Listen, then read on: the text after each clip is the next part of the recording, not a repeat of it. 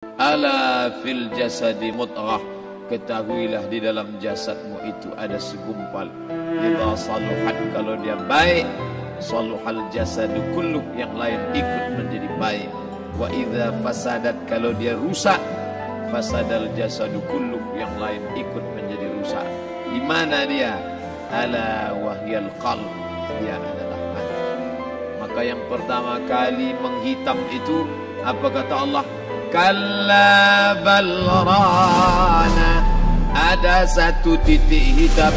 Ala qulubihim, ada satu titik hitam di dalam hati. Ketika satu titik dibiarkan berubah menjadi dua titik dibiarkan berubah menjadi 3 titik, 5 titik, 10, 100, 1000, maka dia pun menjadi hitam semuanya. Ketika hati sudah hitam, maka itulah azab di atas azab. Khatamallahu ala qulubihim. Setelah hati menghitam, terkunci, menular ke telinga. Wa ala sam'ihim. Setelah telinga, wa ala absarihim ghishawah. Padahal 3 itulah nanti yang akan ditanya di hadapan Allah. Inna sam'a wal basar wal fuad. Coba lihat, ketika akan ditanya, yang ditanya 3, tapi diawali dari telinga. Inna sam'a wal basar wal fuad, telinga, mata, hati. Tapi ketika terkunci, yang duluan dikunci hati. Khatamallahu ala qulubihim wa ala sam'ihim wa ala absarihim. Kalau hati sudah terkunci, telinga tersumbat, mata tertutup.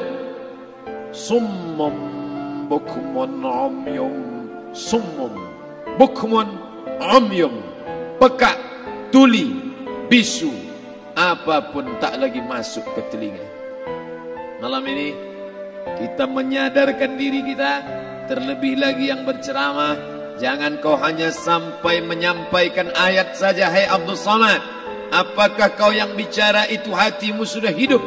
Senantiasa merasakan diri, aku orang paling hina, aku orang paling kotor, ditempelkan kening ke lantai di tempat yang diinjak tapak kaki, mengatakan bahwa aku bukan siapa-siapa. Malam ini Kepala Kanwil BPN Provinsi, Kabupaten, saya tak bisa membedakan mana yang kabupaten, mana yang kota, mana pegawai tinggi, mana pegawai rendah. Semuanya rata sama. Andai dibuat acaranya di kantor, mungkin saya segan, sungkan melihat dari seragamnya, bajunya. Tapi malam ini semuanya sama. Andai tak disebut tadi Pak Kepala Kantor, Pak Kanwil, saya pun tak tahu mana Pak Kanwil, mana tidak. Fotonya ganteng pula aslinya lagi daripada foto. Artinya apa? Bahwa kalau sudah masuk ke dalam masjid, ketika engkau merasa dirimu tinggi di atas, kau bukan apa-apa, karena yang paling tinggi di badanmu pun kau tempelkan. Tapi saat kau jatuh, rendah, down, stres, kau jangan merasa rendah, karena kau tegak berdiri di hadapan Allah. Kau angkat 2 tangan, Allahu Akbar. Di dalam diri ini disebut dia dengan qalb. Kenapa disebut qalb? Orang Arab menyebut qalb qallaba, karena sifatnya berbolak-balik. Pada saat selesai salat, astaghfirullahalazim, tidak ada yang paling bersih, dia bersih. Tapi pada saat petang sore hari, yusbihu mu'minan, paginya putih, bersih, tak bernoda. Wa yumsi kafiran, petangnya hitam. Makanya dari pagi dibersihkan. Solat subuh bersih, solat zuhur bersih, condong matahari solat asar bersih, tenggelam matahari solat maghrib bersih, sempurna gelap malam solat isya bersih, tengah malam bangun tahajud munajat, di tengah malam orang tertidur. Wa tusalli bil laili wan nasu niyam, engkau tegak di waktu malam, di saat orang semua sedang tenggelam dalam lelap tidur panjang. Tapi engkau menangis meratap mengenang dosa begitu banyak. Sab'atun yuzilluhumullah, di antara 7 yang mendapatkan naungan Allah. Yauma la zilla illa zilluh, hari itu tak ada naungan kecuali naungan Allah.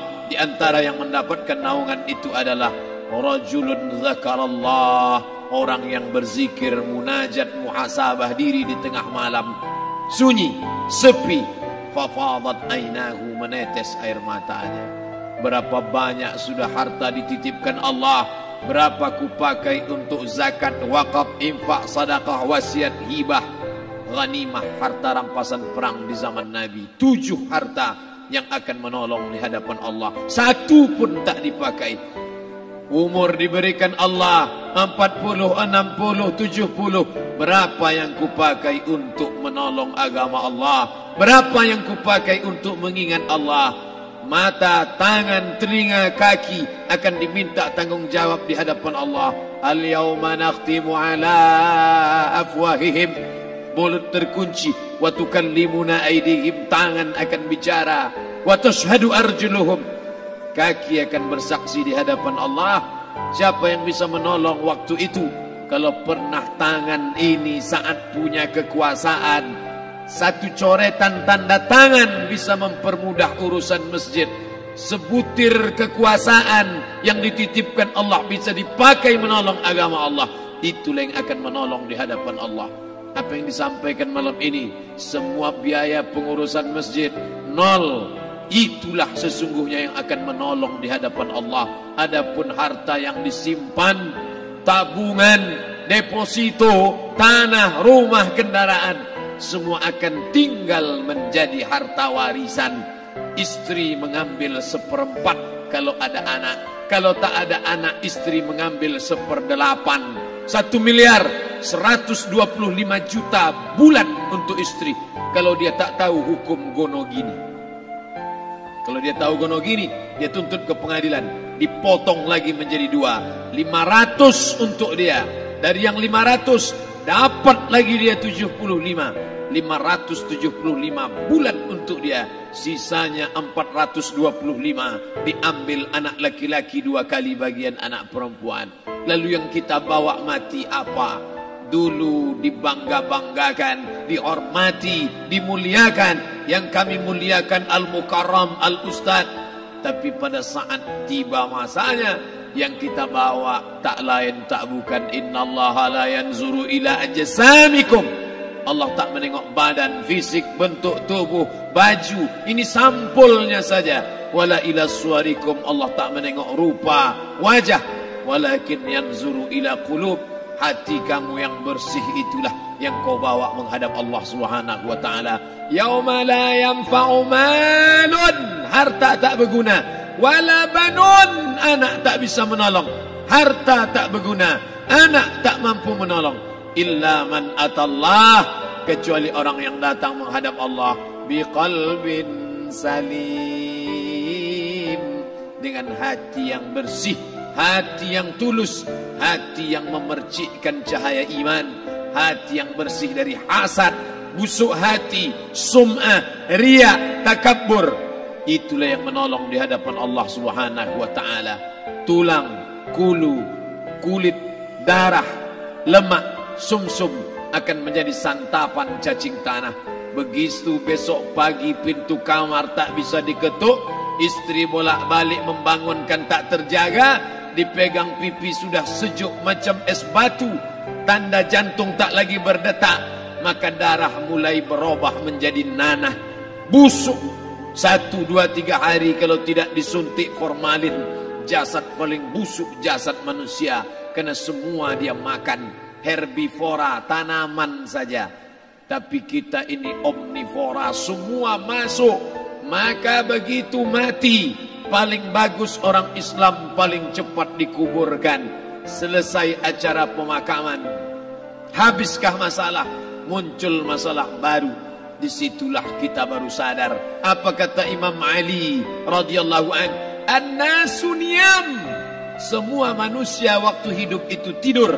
Bapak tidur, ibu tidur, saya tidur. Semua orang waktu hidup itu tidur.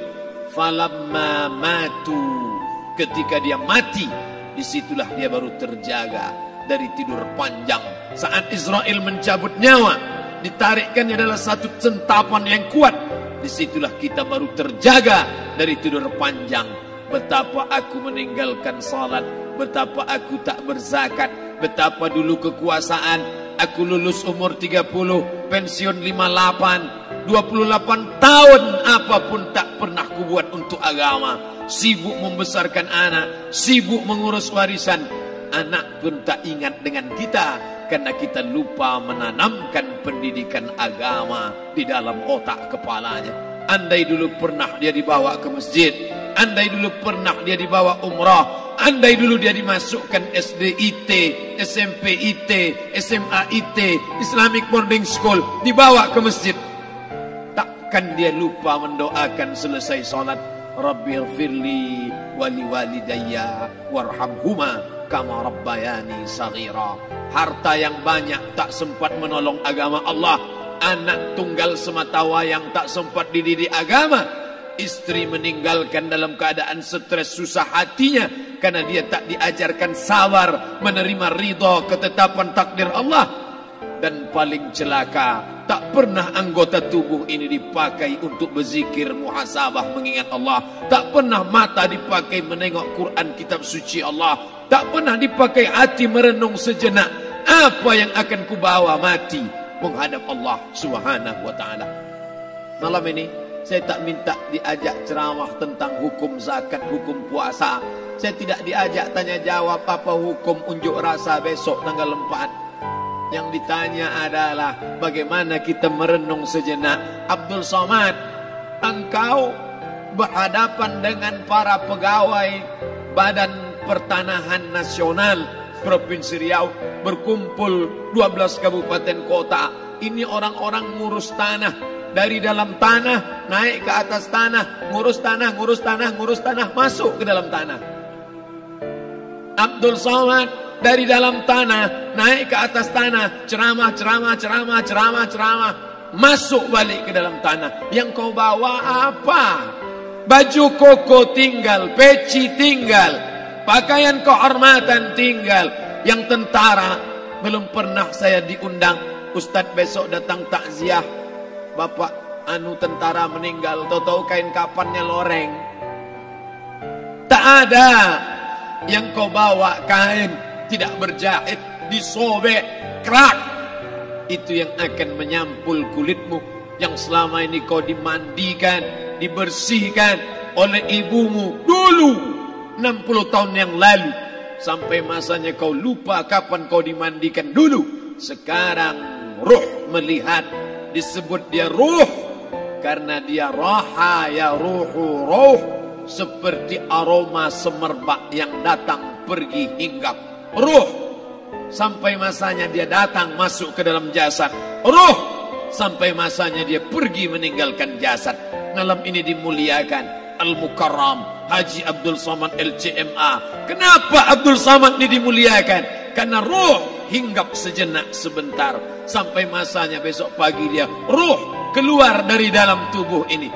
Anak yang katanya ayahku sayang, istri katanya kaulah abang, sampai masanya mereka tak lagi mau mendekat. Rumah itu saya yang buat, saya yang mengukurnya. Tapi begitu ruh sudah keluar dari badan, tidak satu pun semeter, sesenti, sejengkal, seasta ada tempat di rumah itu untuk jenazah bernama jenazah Abdul Somad. Dulu orang bertanya, rumah Ustadz Somad di mana? Hari ini orang tidak lagi bertanya, tak lagi menyebut nama. Orang sudah mengatakan kuburnya mana. Dulu kalau dia masuk masjid, didatangi orang, disalami orang, mahasiswa, anak-anak, remaja mencium tangannya sebagai tanda hormat. Tapi begitu diletakkan keranda, kita akan sholat jenazah nanti selepas sholat zuhur. Apa kata orang? Letakkan di tepi sana, letakkan di tepi sana. Tak satu pun mau mendekat, letakkan dia di sana. Bahkan sebagian mengatakan dalam masjid, letakkan dia di luar. Dia tidak disebut engkau yang mulia, tidak digunakan kata ganti orang langsung. Letakkan dia di sana. Bahkan sebagian tak lagi, padahal tempat paling mulia sebelah kanan, orang tak lagi mau di kanan, mulai dia menjauh ke kiri. Kenapa kau ke sana? Takut aku mimpi hantu nanti malam. Mana kawan, sahabat, andai tolan anak menantu, teman sekantor, semuanya pergi meninggalkan. Yang tetap dibawa, kalau pernah kaki melangkah salat berjamaah di masjid, kalau pernah tangan mengusap kepala anak yatim, kalau pernah tangan mengucap subhanallah. Nanti di akhir tausiah kita akan berzikir, munajat, muhasabah diri, berdoa, mengenang apa yang akan kita bawa menghadap Allah Subhanahu wa taala. Datang malaikat membawa kain kafan dari cahaya, akan menyambut ruh yang mulia. Hadis riwayat Ahmad bin Ambal dalam kitab Al-Musnad. Turun malaikat berlomba-lomba membawa kain putih dari cahaya, menunggu ruh akan keluar. Ruh menetes seperti embun di ujung daun. Daun tidak bergoyang, ranting tidak patah. Ruh menetes pelan turun ke dalam kain kafan, dibawa malaikat ke pintu langit. Tak sabar mereka menyambut. Inikah dia yang selama ini berjamaah? Inikah yang dulu ketika dititipkan kekuasaan menolong agama Allah? Kam min masyhurin fil ardi walam yakun ma'rufan fis sama. Berapa banyak yang masyhur terkenal di bumi, malaikat tak mengenal dia. Ini ruh siapa? Tapi ini bukan LCMA, dia bukan ustadz, dia bukan ulama, tapi imannya dalam. Kekuasaan dipakai menolong agama Allah. Ruhnya keluar di bawah. Semua malaikat mengucapkan salam. Inilah orang yang selama ini kami tunggu-tunggu. Catatannya sudah lama. Setiap pagi petang malaikat subuh membawa catatan namanya, malaikat malam membawa catatan namanya. Kami merindukannya. Begitu orang-orang yang masyhur di langit tapi tak dikenal makhluk bumi. Tapi ada sebaliknya, yang ruhnya disentapkan, ditarik malaikat dengan begitu tarikan yang sangat kuat. Nabi bertanya saat Isra Mi'raj kepada mereka yang sudah mati ribuan tahun yang lalu, apa yang kalian rasakan? Yang satu mengatakan seperti tebasan pedang di tempat yang sama beratus kali. Yang satu mengatakan seperti kambing yang dikuliti hidup-hidup. Yang satu mengatakan seperti mata kail pancing ditarik dari kulit yang basah. Maka kita berdoa setiap selesai salat, Allahumma hawwin alaina, ringankan kami ya Allah, fi sakaratil maut, di saat sakaratul maut yang amat sangat menyakitkan itu. Dan mereka yang pergi tak pernah kembali, mereka yang mati tak pernah bercerita, kecuali hanya kepada Sayyidina wa Maulana Muhammad sallallahu alaihi wasallam. Di saat malam pertama di tempat yang gelap, di tempat yang tak pernah diimpikan oleh orang, tapi kita tetap melewati dan merasakannya. Perlahan-lahan cacing tanah, ular-ulat kalajengking akan menggerogoti kulit yang selama ini dimandikan, selama ini dipakaikan sampo yang mahal, selama ini dioleskan pelembab yang lembut. Tapi ternyata sebelum roh keluar jasad, setelah keluar dia hanya akan menjadi santapan cacing tanah, hancur berkeping hari demi hari. Yang pertama kali membusuk adalah mata, karena dia berisi cairan. Cairan ini mengering, busuk dan berlubang. Lalu kemudian usus sebulan di dalam tanah, mulai dia menggelembung masuk angin dan dia meletus pecah. Cacing-cacing tanah mulai datang menggerogoti, memakan. Habis lemak, tulang, kulit, bulu, sumsum, darah, jantung, empedu, limpa, buah pinggang. Habis semuanya, tinggal tulang-tulang yang memutih, dimakan oleh tanah, ditelan oleh massa, sampai akhirnya Asi bin Wa'il membawa tulang yang kering itu kepada Nabi Muhammad, baginda Sayyidina wa Maulana Muhammad. Ya Muhammad, ayuhyi rabbuka hadzal izam, sanggupkah Tuhanmu menghidupkan tulang yang kering ini? Nabi diam tak menjawab, sampai akhirnya datang Jibril alaihi salam membawakan wahyu. Qul, katakan kepada dia. Ayat ini dibaca malam Jumat. Bapak Ibu semua hafal, kita baca. Qul yuhyiha allazi ansha'aha awwala marrah wa huwa bikulli khalqin alim.